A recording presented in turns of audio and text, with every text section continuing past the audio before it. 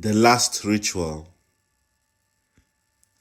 On a breezy evening by the Wuri River, I watched the flickering lights of Douala Airport. Its gentle glow cast shadows on the stone walls and reflected on my mother's face. My mother, Sera Eviti Kange, or Iya, a term of endearment, sat on a wooden flower box in her blue kaba, her hands folded under her chin. Her yellow and black head tie resembled a swallowtail butterfly's wings. Nearby, my friends Victor, Kolo, and my nephew Collins chatted. My sister's late husband, Mr. Padindanga, who had played a fatherly role in my life, walked proudly among them. They had all come to the airport to say goodbye to me. As I wondered what lay ahead, my mother moved towards me like Mami water rising from the river Wuri. Her head tie now looked like helicopter blades propelling her forward. She avoided my gaze, then placed her left hand on my shoulder, drew me closer, and rested her cheek on my forehead. She embraced me, still avoiding eye contact. But I saw her tears mingling with her makeup and running down her face like a black stream. She took my hands into hers and slowly but steadily gave each of my fingers a gentle bite, paying tribute to an old village adage, noting and sealing the fact that as I struggled to climb, the thoughts and prayers of my relatives will be with me as mine will be with them. And that wherever my travels took me, my ancestors will bring me back to her while she was still alive and not when she was navigating the corridors of her grave. That is how I left Cameroon in May 1997, 6 months before I turned 18, carrying the memory of my mother biting my fingers. I didn't grasp the full significance of her actions that day. Instead, her behavior evoked 2 feelings in me. A fear that I might never see her again, and a fear of failure. 1 year later, during the harsh winter of 1998, a group of Cameroonians held me hostage in Moscow, Russia, and assaulted me with hot knives to the extent that I begged for death. My ancestors intervened through my mother. She appeared in the room like a ghost and threatened me with the song Agbewolo by the artist John Daly about a woman mourning the death of her children. My mother altered the lyrics to serve as a warning. If you let them kill you, I will come to Russia, dig you out of your shallow grave, and kill you again. By May 1999, I knew my course of action.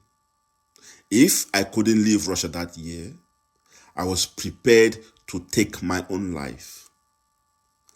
I had already tried that once at Kievskaya train station.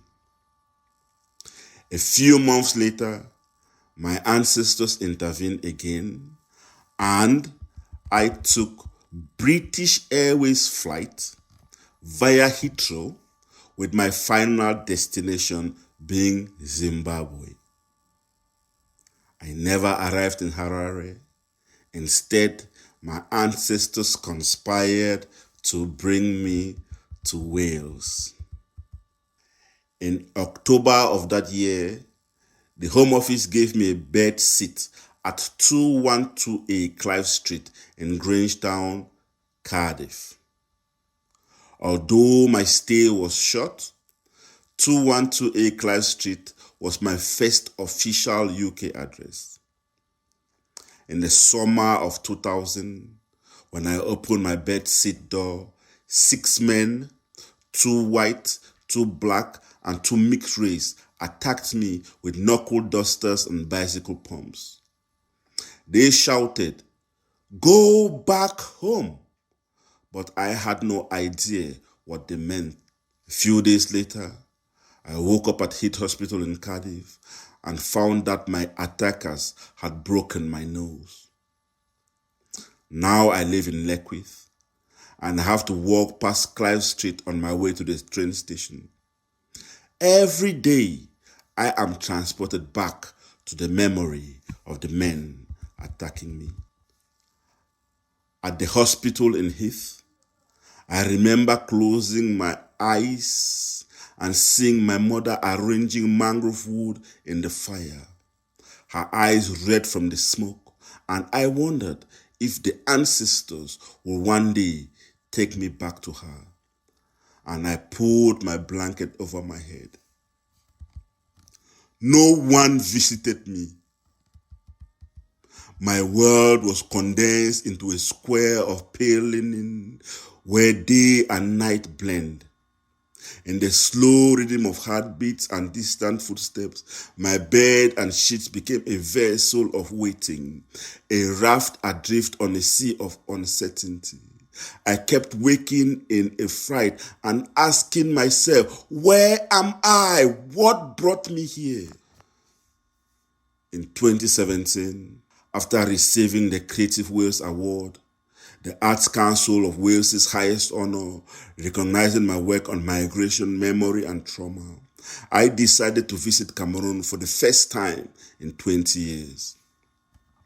The night before leaving, I sat with my 16-year-old daughter, Iya Eviti, named after my mother. I held her hands, trying to mimic what my mother did to me at the airport. I nibbled her little finger and she giggled. When I reached her index finger, she burst into a loud laughter saying, "Dad, I will remember you. You don't have to be so dramatic." I sat on my mother's veranda, sharing how my daughter reacted when I attempted to pass on her ancestral knowledge. My mother chuckled and said, "You don't only bite the fingers. You should first chew 7 alligator pepper seeds." I smiled briefly, wondering whether my mother's tears at the airport in 1997 were caused by the burning sensation of biting into alligator pepper seeds.